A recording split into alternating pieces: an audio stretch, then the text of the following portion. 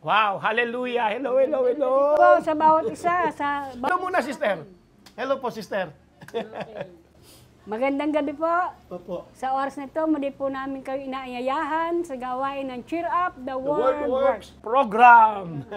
Doon po nasa Kabulacan, nasa Teresa, mga kaibigan namin, mga kapatiran, sa mananampalataya, kayo po ay patuloy po namin inaayayahan na makinig at manood ng video Cheer Up the World Works. Amen. Ano yung mga kaibigan mo na nanonood sa atin? Opo. Oo, no? Lagi po nilalike. Pati nasa Tugigaraw. Tugigaraw. Opo. Wow. Pati po yung Papasyal po kami dyan, ha? pati po yung nandiyan sa BBSI na nag-aaral. Oh, talaga, binanggit mo pa yun sa may tikling, ha? Oo. Available na po kami. Gusto niyo po na invitation, pupunta po kami dyan. Ngayon po, pakikilala ko po sa inyo si Pastor Sade. At si Sister Mercy Cruz na siya pong magdadala ng mensahe po sa atin sa gabing ito at excited po kami. Salamat, Sister Lina. So, dahil si Sister Mercy Cruz po ang magdadala ng mensahe, ibigay po natin sa kanyang pagkakataong para po sa ating opening prayer. Sige po, Sister Mercy. Tayo po yung manalangin. Opo. Hallelujah. Diyos Ama sa langit na makapangyarihan sa lahat. Nagpapasalamat po kami, Ama, sa gabing ito. At kami po'y minsan pa pinagkatipon ang aming puso, Panginoon, upang ikaw ay muling bigyan ng kadakilaan, luwalhatiin ang iyong pangalan. Salamat po, Panginoon, sa iyong mga salita na dadalhin sa aming kalagitnaan. Salamat sa pamamagitan ng aming Panginoong Hesukristo at ang salita mo na tunay na nagbibigay sa amin ng kalakasan, nagtuturo sa amin kung sino kami, tinuturuan kami kung saan kami pupunta. Amen. Tinuturuan kami kung saan kami paroroon. Hallelujah. Salamat po, Panginoon, sa katagumpayan ng gawaing ito. Ikaw po ang maluwalhati, madakila at maparangalan sa makapangyarihang pangalan ni Jesus. Amen and amen. Amen. So, paano po? Bigay po natin ang atin pong pakikinig tulad ng sabi ng Bible. Aking anak, ikiling mong yung pakinig sa aking mga sinasabi. Kaya ni-invite po namin kayo. Bago yun, no? Bago po dali ni Sister Mercy, kami po ay nakikiusap ng hihingi, hindi ng pera, kundi ng inyo pong pakikiisa na please share this message. Sinisigurado po natin, marami pong nangangailangan ng salita ng Diyos tulad ng anong prayer, no? Iginagay tayo kung paano lalakad, paano mabubuhay. Okay, you have time. Paki-share po. Okay? So, Sister Mercy, praise the Lord. Purihin ang Panginoon. Amen. Hallelujah. Ang Panginoong Diyos ay Diyos na dakila, ang kanyang pag-ibig sa ating lahat. Siya ang Diyos na makapangyarihan sa lahat at siya ang may gawa ng langit at lupa. Amen. Diyos na tunay na nagmamahal at siya ang tunay na maaasahan sa bawat sitwasyon ng ating buhay.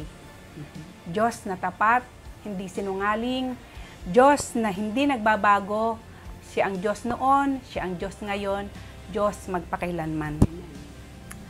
Sabi po sa Jeremiah 29:11, pwede po bang pakibasa, Sister Lina? Jeremiah 29, chapter 29, verse 11. verse 11. Hallelujah. Sabi po sa Jeremiah 29 verse 11, ako lamang ang nakakaalam na mga panukalang inihahanda ko para sa ikabubuti ninyo Yes, Lord. at para dulutan kayo ng pag-asa sa hinaharap. Purihin po ang Panginoon sa kanyang salita. Praise God. Wow. Tunay nga po na kapag meron tayong gustong mangyari sa ating buhay na maganda, hindi po ang Diyos ang may responsibilidad na gumawa para doon. Wow. Ikaw ang gagawa para sa iyong nais mangyari sa buhay. Ikaw ang may responsibilidad sa iyong kinabukasan. Hindi dahil sinabi ng Diyos ay mangyayari na sa iyo. Kapag may pangarap ka, ikaw mismo ang gagawa at kikilos sa iyong para matupad ang iyong pangarap.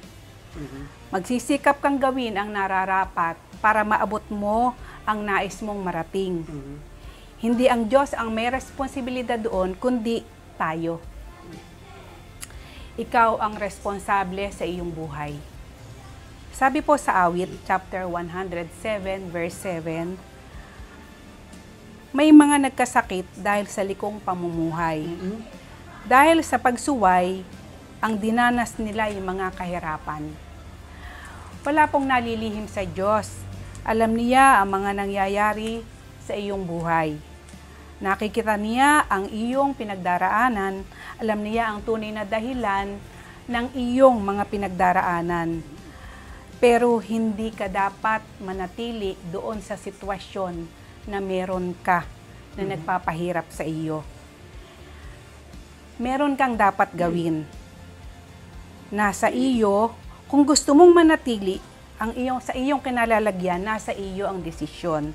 Ikaw ang magdidesisyon kung papayag kang manatili sa sitwasyon mong nararanasan. So yun po yung sinasabi kanina ni Sister Mercy na may gagawin ka.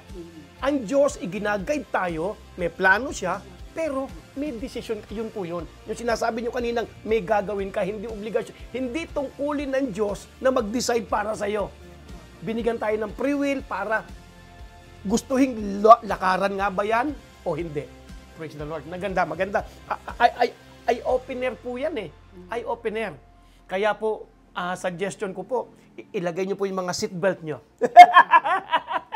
Mga spiritual seatbelt nyo sapagkat ito pong ating mga madidig na katuruan ay hindi po katuruang basta na lang naituro. Ito po ay kapahayag revelation ng Lord para mamulat tayo sa tama at gusto ng Diyos na sistema ng paglakad natin. Praise the Lord. Sige po, Sister Mercy. Meron po akong ipapatotoo na mga kaibigan ko po, mga bata pa po kami, since high school po. Kami po ay mga high school, wala po kaming mataas na naabot. Ilan taon na po ba kayo ngayon? Huwag na natin sabihin. Okay lang po, 63 na po ako ngayon. Para naintindihan nila yung kabataang ninasabi nyo. Ako po ay magsi-60. Si Sister, pinakabata yan. Ilan taon ka na? Po, magsa-77. Ayun, praise the Lord. Praise God. Praise the Lord. Mga classmate ko po sila, schoolmate, noong po kami high school. Pare-pareho po kaming ang kalalagayan po ay walang-wala. Tapos po, mahihirap sa buhay. mahihirap po sa buhay. At sila po ay ngayon po ay successful na sa biyaya po ng Panginoon. Yun pong isa ay nangarap na maging seaman matapos pong mag-graduate kami ng high school. Pero parang tingin po niya sa sarili niya ay hindi po niya kaya. In-encourage po siya nung kaibigan niya na kumuha ng exam. Ang sabi niya, pare, parang hindi ko kaya yun ah. E de, saka encourage po nung kaibigan niya, pumunta po siya ng Olonga po at nag-try po siyang kumuha ng examination. Exam para sa? Seaman, sa seaman. Okay. Ngayon po, natatawa po ako doon sa kanyang kwento kasi wala po nga siyang alam dahil tungkol po doon sa mga question, hindi po niya alam ang mga isasagot. Ngayon, sabi po niya, Lord, ikaw ang bahala sa akin kasi wala akong alam dito sa mga isasagot sa mga tanong. Ang ginagawa daw po niya, titingin siya sa taas, kasama yung ballpen na nakataas. Kung ano daw po yung... Bagsakan, ha? Multiple choice, ha? Multiple choice. Yun daw po ang sinasagot niya kasi wala po siyang alam eh. Oo. Pero praise God po, nakapasa po siya sa exam at masayang-masaya ho siya. E di nga po nakaakyat na po siya ng barko, nakasakay na po siya ng barko at doon na po siya nailagay sa kusina po. Yan ang pangkaraniwan pangkargo kasi, no? Sa kitchen, oo. Kaya lang po, napakahirap daw po ng kanyang pinagdaanan dahil kapwa Pilipino po ay dinadown po siya. Oo, ganyan talaga. Napakarami daw pong luhang naubos niya doon sa kanyang trabaho na yun. Bagamat nagtiis siya. Maganda po yan, pero pakiputol lang. Mahalaga po yung sinasabi nyo. Marami po ngayon, sa mga mas bata sa atin, mga siguro nasa 40 plus, kapag nahihirapan po sila sa trabaho, bumibigay, kaibigan, yun yung isa sa sinasabi mo, hindi dapat. Ikaw ang mamimili, gusto mo bang mabuhay sa sitwasyon mo o mabuhay ng above kesa sa sitwasyon mo, knowing na may plano ang Diyos. Yung plano niya, lalakaran natin. Napagkato po ni sinabi nyo, may mga kakilala po ako pag nahirapan kung ano-anong nararamdaman sa katawan. Alam niyo kung bakit? yun ang iniisip nilang hirap. Hindi nila nakikita yung tagumpay matapos sa hirap. Ang hagdanan pag inakyat mo, hindi naman kada isa yan eh. Pero kaya mo hinahakbangan yung patas, alam mong makararating ka sa taas. No? Napaganda po niyan, grabe. Pati yung pagtitiwala. Kailan nandoon yun? Ng tiwala sa Panginoon na hindi kanya bibitawan. Pero ikaw ang may gagawin. Hindi obligasyon ng Diyos na ihakbang ang paa mo, ikaw ang hahakbang. Hindi obligasyon ng Diyos na magdesisyong lalakad ka ng matagumpay, ikaw ang may desisyon. Kaibigan, kapatid, kung kayo po ngayon ay parang gusto nang bumigay, ang hirap ng trabaho, hindi ganyan ang usapan namin, hindi ganyan ang pinirmahan ko, hindi yun ang mahalaga. Amen? Ang mapagkatiwalaan sa maliit, mapagkakatiwalaan sa malaki. Ito po ngayon, ito yung experience. Balikan niyo po ng konti. Wait. So, wag na rin sa pagsagot. So, yung hirap. Opo, nagtiis po siya dun sa mga pagbubuli. Nabubuli po siya eh. Kapwa Pilipino pa ho. Ganun po pala. At marami po ako naririnig na ganyan, nagtatrabaho sa ibang bansa na hinihila po ng kapwa Pilipino pababa. Ngayon po, tiniis po niya yung mga pagbubuli sa kanya ng mga kasamahan niya hanggang sa, minsan po, natanaw po niya doon sa karagatan yung napakamaraming ilaw na magagandang ilaw po, natanaw po niya. Hindi naman siya tumalon.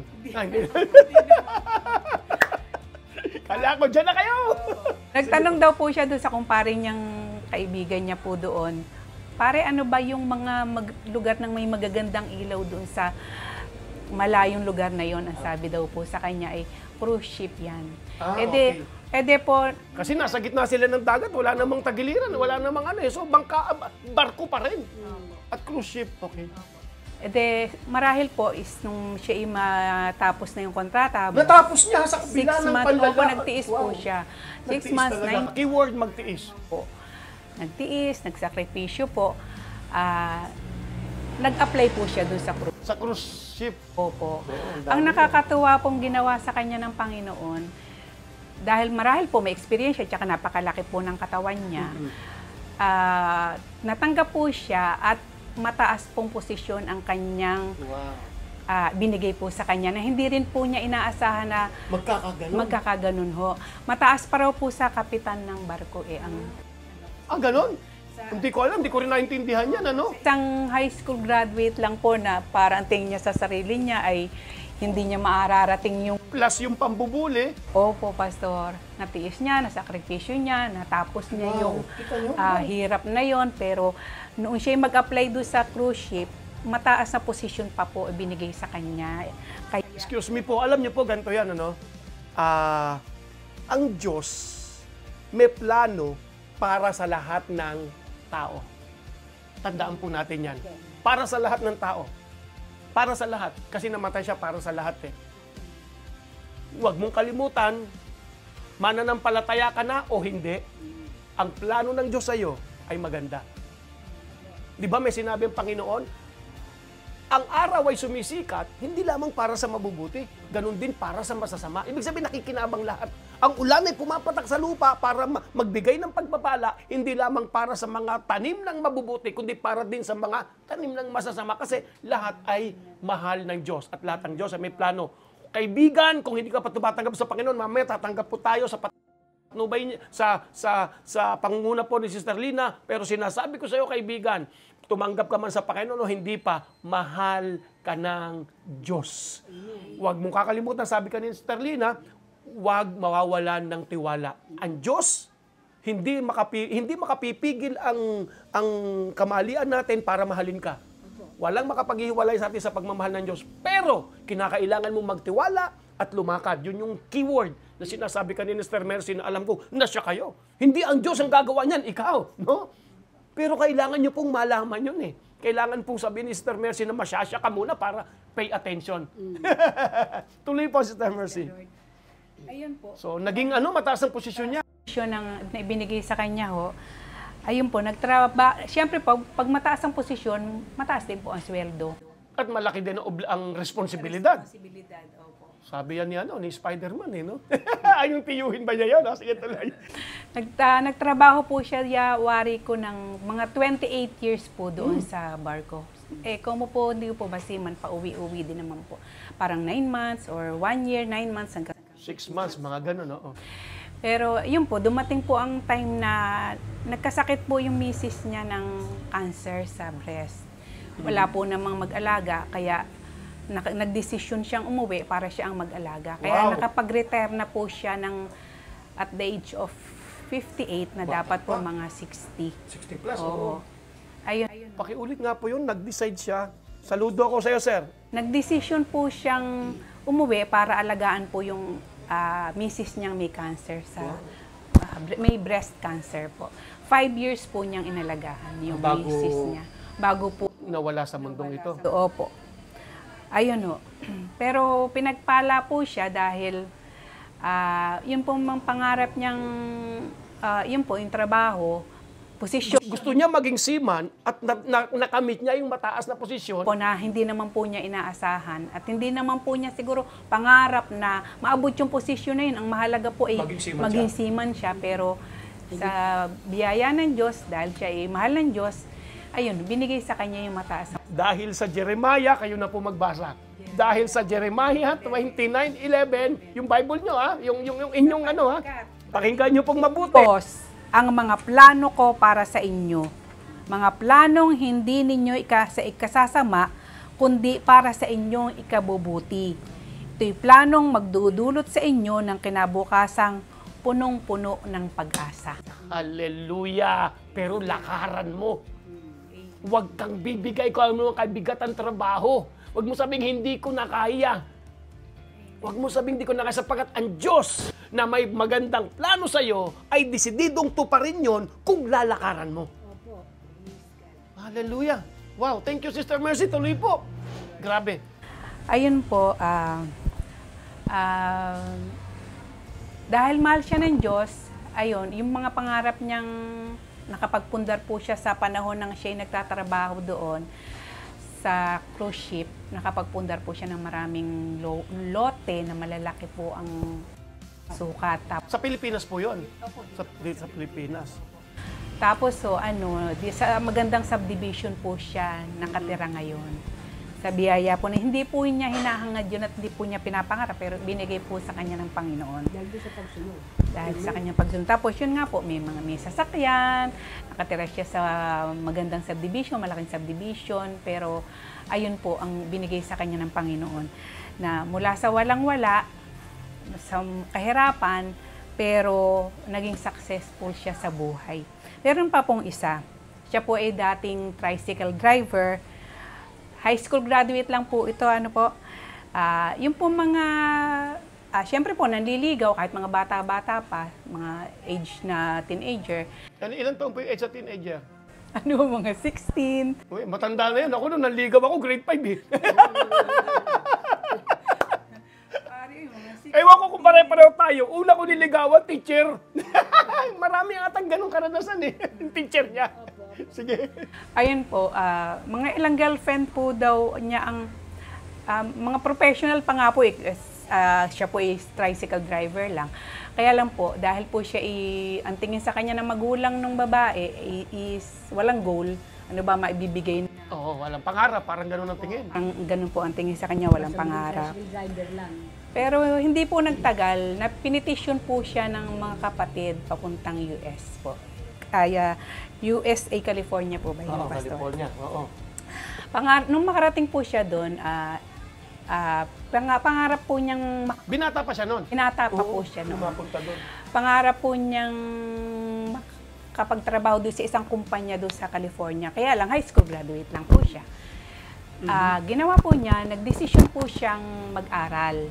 Parang natapos po yata siya ng accounting. Sa ibang bansa pa, ha? Opo. Ano po nga po, gusto po niyang maabot yung goal niya. Gusto po niyang matupad yung pangarap niya. Kaya po, ayun, na nakatapos po siya at yung pangarap po niyang makapagtrabaho dun sa kumpanyang malaki na yon, nakapasok po siya at maganda po ang posisyon niya dun sa trabaho na yon. Na yun po, nakapagbuo po siya ng pamilya doon, maglaki po ang bahay nila doon. Pilipina rin, Pilipina. So, kasi chumichismis na rin lang kami, kumpletuhin na namin. Mga Pilipina po naman yung asawa niya. Opo, yung misis po niya. At nagkaanak po siya ng isa. Ayun po, patapos na po yata yung anak niya sa pag-aaral. Doon po nagkolehiyo sa California. Ayun ho, pa-retire na po yata siya o nag-retire na po yata siya. Tapos pauwi na po sila ng Pilipinas. Itong parating na 2025 para po dito na manatili sa bansang Pilipinas. Ayun po, marami rin pong naipundar, malaking bahay, malaking lote sa California, dito po sa Pilipinas, mga sasakyan. Kaya yun po ang ginawa sa kanila ng Panginoon. Amen. Mula po sa walang-wala, mula po dun sa ini-small ng ibang tao, pero sa tulong ng Diyos, may nag-strive siyang marating niya yung kanyang pangarap. Hallelujah. Napaganda istorya. Isingit po uli ako, no? Opo. Sige O po. tinapos nyo na po? Hindi pa po. Sige po. Singit po muna Sige po. ako. No, nangyari dahil ang Diyos may plano. Balik ulit tayo rin, no? Jeremiah 29:11, yung po kakalimutan. Ikalawa, yung sabihin po ni Sister Mercy, ang paglalait kasi sa atin ng tao, pananaw lang nila yon. Opinion lang nila yun sapagkat walang tinatawag na tricycle driver lang. Hindi tayo makararating sa ating pupunta. Kaya lang, iba ang pananaw ng tao eh. Sa paningin ng Diyos, okay lang, magsimula ka dyan sapagkat papunta ka sa katagumpayan. Sapagkat tandaan po natin, hindi magbabago. Ako lamang, pakibasa po ulit, Sister Mercy. Pakinggan niyo pong mabuti ang Jeremiah 29:11. Yan po ay galing sa Bible na magandang Mabuting balita. mabuting balita Biblia. Pakibasa po, Sister Mercy, ulit. Pakinggan niyo pong mabuti. Sapagkat batid kong lubos ang mga plano ko para sa inyo. Batid kong lubos, alam ko. Pastor, sinabi yan sa mga Israelita, kaibigan, kapatid. Nung bumaba si Jesus rito, namatay siya para sa lahat ng tao. Ang pag-ibig ng Diyos, ang sabi ng John 3:16, for God so loved the world, lahat ng tao sa mundong ito. Nung sabihin niyan sa mga Israelita, pero applicable po yan sa lahat ng tao sa ating panahon sapagkat mahal ng Diyos ang lahat ng tao. Kung ang Diyos ay mapagmahal, hindi siya nagtatangi ng tao. Nasa Bible yon. Yung gusto niya sa'yo, gusto niya sa akin, magkakaiba lang tayo ng level ng ating lalakaran. Pero isang pupuntahan, kaibigan, tagumpay, huwag kang susuko. Pakibasa po. Sapagkat batid kong lubos ang mga plano ko para sa inyo. Mga planong hindi ninyo ikasasama, Amen. kundi para sa inyong ikakabuti. Hallelujah. Ito'y planong magdudulot sa inyo ng kinabukasang punong-puno ng pag-asa. At ito po yung mga binibigay sa atin ni Sister Mercy, mga patutuo ng taong na nagkaroon ng punong-puno ng pag-asa. Mapalad nga ito eh. No? Nilait ng magulang ng kanyang girlfriend at nung sumagana, gumanda ang takbo ng buhay, nagpundar siya, akala ko pinundar pamilya, dami kada lugar. No? Buti na lang, hindi pamilya pinundar, no? At ang sabi niya, malaking pamilya kada isa. Hindi naman, no? Yan po kagandahan ng ating gawain na to, no? Nakakachismis pa tayo. Hindi, joke po. Ito po ay patotoo, no? Ito po ay open book naman ito, no? Yung kaibigan niyo na yan, no? So, nagpundar, wow, grabe, no? Hindi nawalan ng pag-asa yung taong nilait. Kahit po lait-laitin tayo, eh. Pananaw lang nila yun, eh. Pero sa pananaw ng Diyos, yun ang mahalaga. Huwag po natin bigyan pansin ang sinasabi ng iba na hindi maganda para sa atin. Ang sinasabi ng Diyos, yun po ang ating tutukan. Sapagkat yan po, sabi ng prayer mo kanina, ang magtuturo sa atin kung ano ang dapat paglakad sa buhay. May sasabihin pa po, Sister Mercy, makinig po tayo. Praise God. Hallelujah. Kung naranasan mong mamatayan ng mahal sa buhay, kung naranasan mong bumagsak ang iyong negosyo, kung naranasan mong may mag-down sa iyo, may mga humuhusga, masasakit na salita ang maririnig mo, naranasan mo ang walang-wala, walang pambayad sa kuryente, nag-aalala ka dahil hindi mo kayang matustusan sa pinansyal ang pag-aaral ng iyong mga anak. Anong buhay ang gusto mo? Okay, nariyan na yan. Nangyari na ang lahat. Ano ang dapat mong gawin? Sisisihin mo ba ang sarili mo? Na magagalit ka ba sa Diyos? Magmamakaawa ka ba sa Diyos para tulungan ka? Magpapakamatay ka ba dahil pakiramdam mo wala ka ng pag-asa? Namatay na po si Kristo para sa lahat ng mga tao. Namatay na siya para sa mga pangit na mga sitwasyon na ating pinagdaraanan. Binayaran na ng kanyang dugo ang kahirapan, kahihiyan, sakit, karamdaman. Ito ang katotohanan ng dakilang pagmamahal at pag-ibig ng Diyos sa atin. Patunay na sobrang mahalaga tayo sa Diyos. Amen. Tunay na katulad ng pagmamahal ng Panginoong Diyos sa ating Panginoong Hesukristo. Hindi natin nabibigyang kaluwalhatian ng Diyos kung tayo ay nasa kahirapan, kung tayo ay, hindi natin siya nabibigyang kaluwalhatian kung tayo ay nagdurusa sa buhay. Hindi natin siya mabibigyang kaluwalhatian kung tayo ay nakasadlak sa kahirapan. Ang sabi po sa Isaiah chapter 26 verse 3, pwede pong pakibasa, Pastor. Isaiah Chapter 26. verse Isaiah 26 verse 3. Gamitan ko po kahit anong version, yung pong medyo magaang-gaan na version, King James Light. You or thou will keep him in perfect peace, whose mind is stayed on thee, because he trusted in thee. Amen. Praise God. Praise the Lord.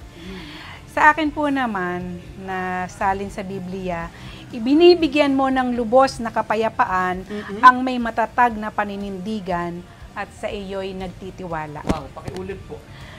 Binibigyan mo, Isaiah chapter 26 verse 3, binibigyan mo ng lubos na kapayapaan ang may matatag na paninindigan at sa iyo'y nagtitiwala. Hallelujah. Sa napakaraming negatibong mga sitwasyon at mga nangyari po sa aming buhay, kailanman po, hindi ko po piniling ilugmok ang sarili ko sa mga pinagdaanan kong mga problema. Hindi ko po pinayagan ang sarili kong manatiling nakatingin na lang doon sa problema. Listen, please. Please share. May mga kakilala ko, share ko sa inyo to. Pag nasiraan, wow, kayo po ay tumutok. Please share, pauulit po natin. Napakahalaga po. Ito po ay simple. Simple, pero dahil sa kasimplihan, hindi magawa ng marami. Sister Mercy, dumanas po yan sa mga nakalipas nating video. Meron po tayo. Pakiulit po, Hindi ko pinili na ilugmok ang aking sarili sa mga problemang pinagdaanan ko. Bagkus nagdesisyon akong maging kalmado habang ginagawa ang nararapat gawin dahil naniniwala ako na ang mga diskarte na ginawa ko at ginagawa ko ay galing lahat sa Diyos sa pamamagitan ng ating Panginoong Hesukristo. Hallelujah. Para magpatuloy sa buhay na umangat, lumakad at patuloy na umangat. Dahil ayaw po ng Diyos na tayo ay nananatiling bagsak. At saka yung ilalim, sabi niya, hindi ka buntot, ikaw ay ulo. Yes po. Wow. Kaya tunay nga pong masasabi nating ay ang Diyos ay tunay na napakabuti sa ating buhay. Ang Diyos ay napakabuti sa lahat ng sitwasyon. Hindi niya tayo pababayaang manatili sa ilalim, kundi tayo ay nais niyang ayun nga po, sabi nga po sa awit na ang buhay ng matuwid ay paabante at pataas. Forward and upward only. Amen po. Hindi po paatras at paurong. Amen. Hindi yoyo, no? Na minsan nasa taas, minsan nasa baba. No? Marami ako nadidinig nagtuturong ganun eh. No? Pero ang totoo talagang forward and upward only ang buhay po ng Kristiyanong dumidinig sa Panginoon. No? Meron pa akong idadagdag. Teka, tapos na po kayo? Tapos na po. Sige po. Wow, grabe. Wow. Woo!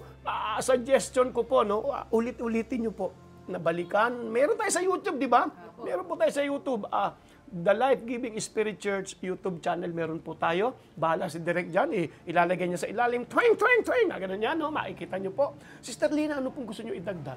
Yung pong sinabi po sa awit, sa salita ng Diyos, sinabi po ni Haring David, mula sa aking pagkabata hanggang sa aking pagtanda, wala akong nakitang lingkod ng Diyos na malimos. Kaya kailangan po yung ating buhay, yung ating nilalakaran, may katiyakan. May guidance ng salita ng Diyos.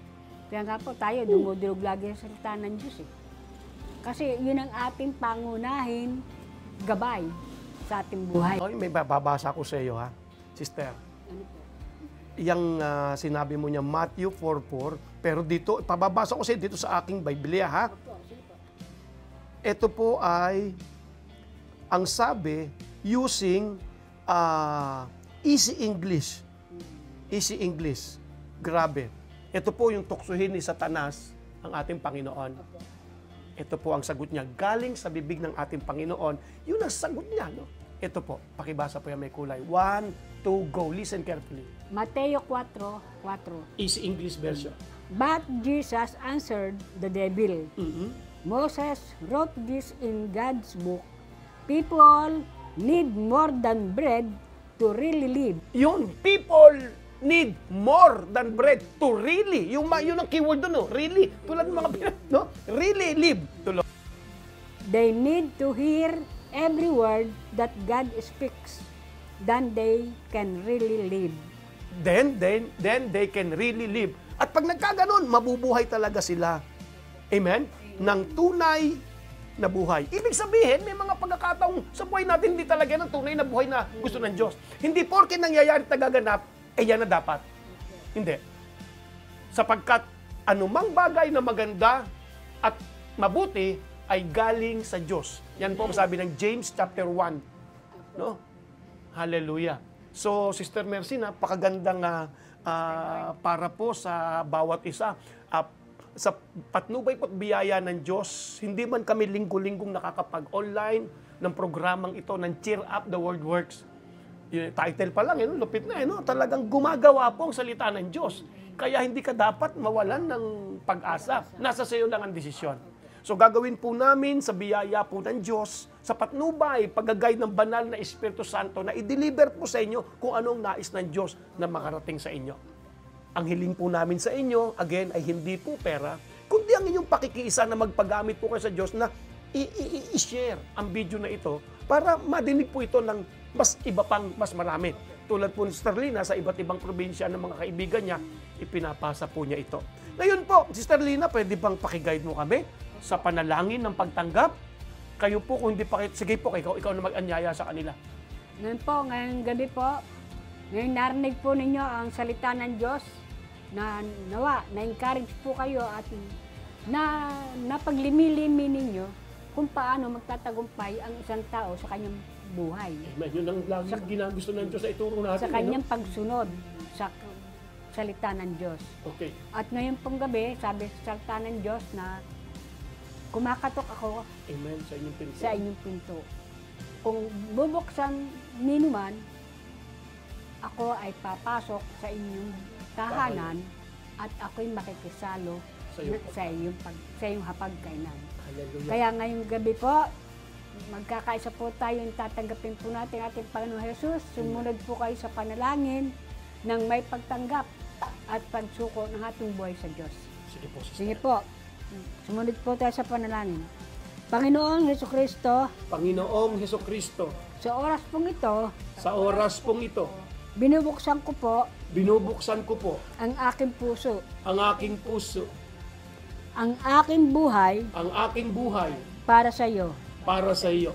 Panginoong Hesukristo, Panginoong Hesukristo, tinatanggap kita tinatanggap kita bilang aking Panginoon. bilang aking Panginoon. Nananalig po ako Nananalig po ako at nananampalataya at nananampalataya na ikaw, Panginoon Jesus, Panginoong Jesus, Hesukristo, ay namatay para sa akin. sa akin. At matapos po ang 3 araw, At matapos po ang 3 araw, ika'y muling nabuhay. ika'y muling nabuhay. Panginoong Jesus, Panginoong Jesus, salamat po sa kapayapaan, salamat po sa kapayapaan, sa kaayusan, sa kaayusan, sa katagumpayan, sa katagumpayan, na mga tatamasahin ko na mga tatamasahin ko matapos kitang tanggapin. matapos kitang tanggapin. Panginoong Jesus, Panginoong Jesus, salamat po sa buhay salamat po sa buhay na walang hanggan. na walang hanggan. Salamat po Salamat po sa karapatan sa karapatang maging anak maging anak ng Diyos. ng Diyos. Panginoong Hesukristo, Panginoong Hesukristo, ikaw na po ang maghari ikaw na po ang maghari sa akin. sa akin. Amen. Amen. Pala po ang una. Salamat po sa Panginoon. Salamat po sa inyong pakikiisa sa gabing ito. Kayo po ay lagi naming pinapaalalahanan kung ikaw may nagugulumihanan, nadadown. Ito ang dapat gawin. Cheer up! The word works. See you po sa susunod namin na pagtatanghal, pagdideliver ng salita ng Diyos. Samantala, sa oras pong ito, kayo po'y patuloy na tumanggap ng biyaya ng Diyos. Bye-bye! Praise God! Love you! Ayaw.